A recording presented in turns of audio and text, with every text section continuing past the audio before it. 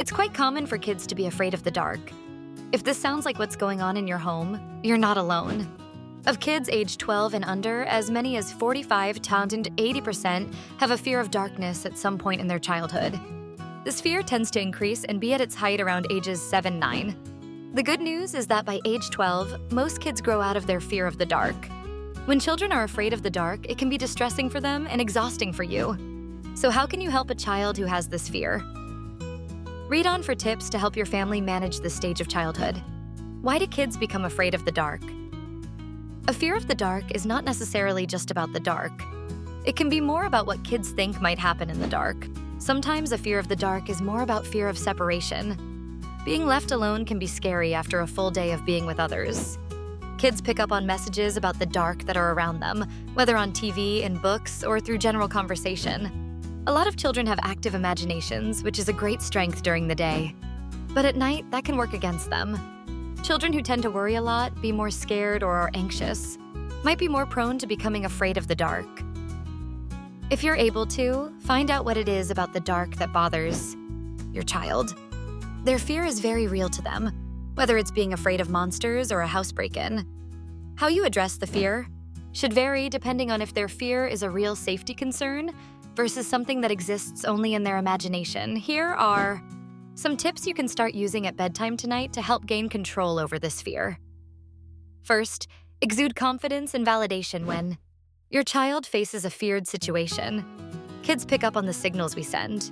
If you show fear or uncertainty, your child will sense that. Instead, be positive and matter-of-fact when talking this through with your child. This can sound like, "You can do this? You've got this. You're scared and I know we can do it." Make it simple and straight to the point. Second, praise your child after they face fears. Make a big deal of it when your child has been brave and accomplished something hard for them. If a challenge has been staying in their bed all night and they've done that, reinforce it with a lot of praise. "You did such a great job staying in your bed. Mom and Dad are so proud of you. Grandma is so excited you were able to do that." Third, create a good bedtime routine and stick to it. This might include reading a set number of books, saying prayers, or singing a favorite lullaby. Whatever it is, keep it consistent and avoid big changes in the routine from night to night. Then end with positive talk. This can sound like, we had our time together. It was wonderful. I love you. You've got this. Good night." Fourth, have some ways to relax at night. This can be built into the bedtime routine. It can include things like breathing exercises, listening to soothing music, or a transition object that brings your child comfort. For a younger child, this could be a blanket or a stuffed animal. An older child might like to have their favorite hat on their bedpost. Some families use white noise as part of the bedtime routine. Do so in moderation so it doesn't become a crutch that gets in the way of your child's ability to get a good night's sleep. In general, using a nightlight for most kids is fine.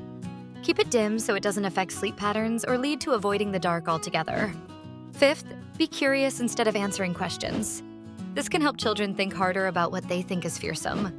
When your child asks, "Are there monsters in my closet?" you might automatically answer, "Of course not." Instead, ask questions back so they become their own investigator.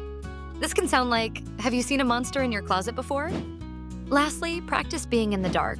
This can be done outside of bedtime and can be a good way to show that darkness isn't scary.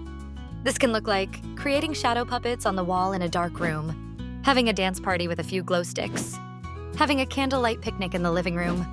These efforts can show your child that they can handle being in the dark and can master it.